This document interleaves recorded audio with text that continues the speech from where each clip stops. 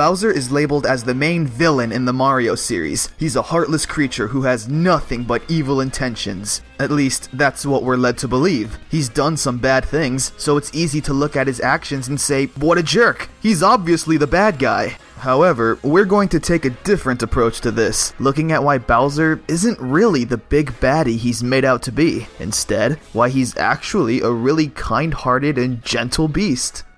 Let's start from the beginning, Yoshi's Island. Ever since he was a baby, Bowser was an orphan. There's never a canon mention of Mama and Papa Bowser, so it's safe to assume they passed away while Bowser was very young, and custody was left to the Magic Koopa Kamek. This is where problems immediately arise. Bowser is still a baby, an impressionable child. His fragile mind will be influenced by the person taking care of him, and since Kamek is kind of evil, Bowser will be led down that same exact path. However, even though Kamek is a little mischievous, that doesn't mean he never loved Bowser. In Yoshi's Island, we see that baby Bowser actually has a cute looking bedroom, complete with toys and colorful wallpaper. In Mario and Luigi's Partner in Time, there's a very heartwarming scene with baby Bowser wolfing down a ton of cookies. He eats them a little too fast and starts choking. Kamek then whips up a glass of evil milk, then gives it to Bowser. This scene is just so human. There isn't anything spectacular going on. It's just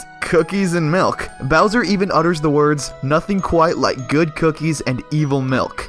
Adorable. Fast forward years later and he's now in control of an entire army of creatures ready to take over the Mushroom Kingdom. Definitely a step up from evil cookies and milk. But does this really make Bowser the bad guy? Let's look at the instruction manual for the original Super Mario Bros. The description for the Goomba says, a mushroom who betrayed the Mushroom Kingdom. This insinuates that the Goombas were the original inhabitants of the Mushroom Kingdom, and at some point the Toads took them over and forced them out. The word betrayed seems a little sketchy. I mean, look what the manual has to say about the red Koopa Troopa. This turtle is chicken, very timid. He gets scared easily and runs back and forth a lot. Jump on him and he stops moving for a while. Excuse me? Here's where Bowser comes in. He sees this as a chance to help the helpless. He wants to bring upon hell to the people of the Mushroom Kingdom for outcasting these helpless creatures. Of course, Bowser does have something to gain from all of this. In exchange for helping the Goombas reclaim their land, he gets to be their new ruler. But if you don't believe me that a part of Bowser is doing this out of the kindness in his heart, let's look at Super Paper Mario. Here we see Bowser giving a speech to his troops, and surprisingly, he isn't very hostile towards his crew. He gives them the nickname of Elite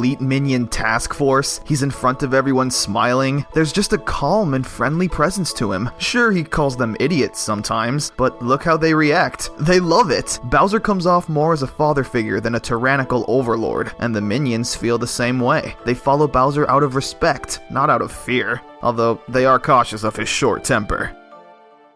Bowser has also made a ton of different alliances. In a handful of RPG Mario games, he functions as a party member, willing to fight the good fight with you. Bowser is a very noble creature. No matter who he teams up with, he always remains very loyal. In the Subspace Emissary, he teams up with the villains, turning everyone into trophies. It's eventually Ganondorf that betrays that trust and turns his teammate into a trophy. When Bowser eventually regains consciousness, he's furious. He even tries to take out his anger on King Dedede. When they manage to calm Bowser down, he joins our friends. But the second he sees Ganondorf, that vicious side of Bowser gets unleashed. This shows just how much Bowser really values loyalty. I mean, he's aggressively biting a trophy just to let out his frustrations. Then we have Bowser Jr., the son of Bowser. Yeah, this guy wanted a kid. Now whoever the mother is remains a mystery. However, in Super Mario Sunshine, Bowser tries to convince his son that Peach is his mother. But why?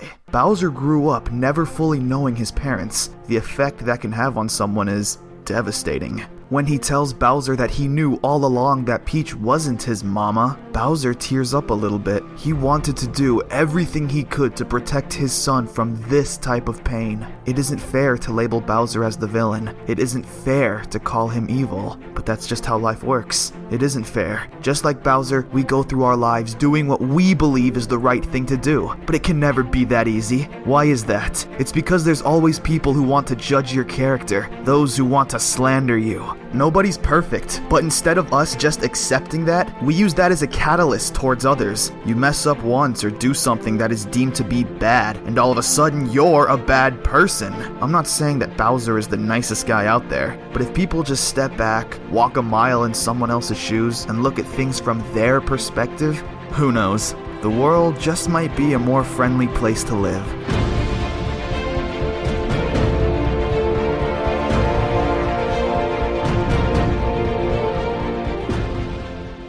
Bowser is complicated. He isn't good, nor is he bad. Ironically, out of all of the Mario characters, he's the most human. He has a fair level of depth to him. Just because he isn't a goody two-shoes doesn't mean that he isn't a good guy. It's easy to see the bad in people and ignore the possible good. Perspective. It's all about perspective. So the next time someone judges you, just look into their eyes and calmly Falcon punch them right in the face!